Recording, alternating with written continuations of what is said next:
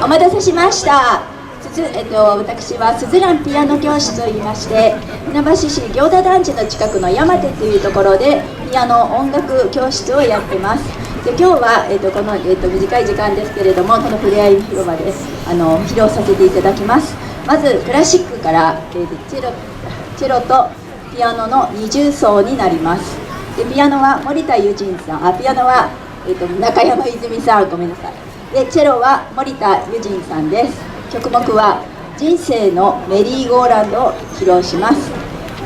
皆さん極力座ってみていただけると後ろの方も見えますのでご協力をお願いいたします。ではどうぞよろしくお願いいたします。